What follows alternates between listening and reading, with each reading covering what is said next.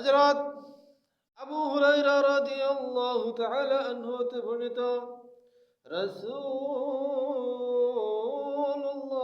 সাল্লাল্লাহু আলাইহি ওয়াসাল্লাম বলেছেন, সেই সত্তার কসম যার হাতে আমার প্রাণ, অচিরেই ইবনে মারিয়াম ন্যায়পরায়ণ শাসক হিসেবে তোমাদের মাঝে বিতরণ করবেন।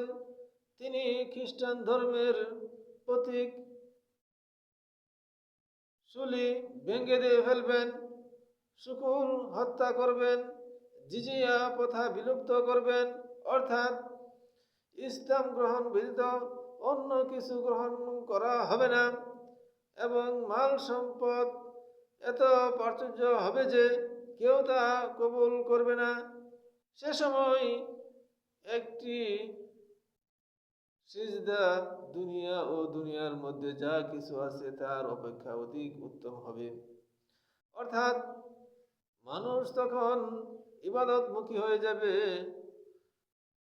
অতঃপর হযরত আবু হুরায়রা রাদিয়াল্লাহু তাআলা আনহু বললেন, যদি তোমরা চাও তবে প্রমাণ হিসাবে এই আয়াতটি পাঠ করো। অর্থাৎ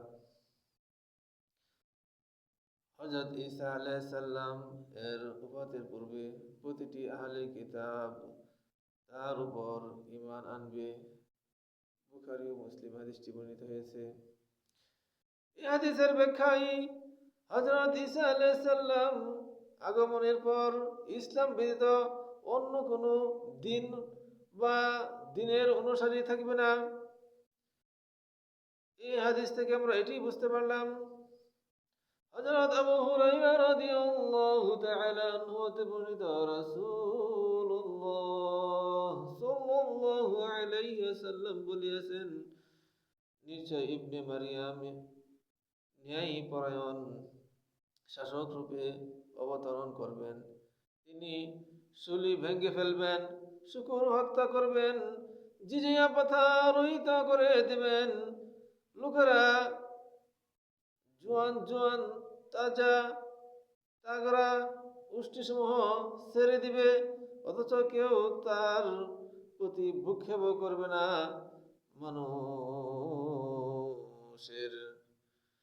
মানুষের অন্তর হতে কার্পণ্য, হিংসা, বিদ্বেষ সমূহ দূর হয়ে যাবে, এবং ঈসা আলাইহিস সালাম মানুষদেরকে মাল প্রদানের জন্য ডাকবেন।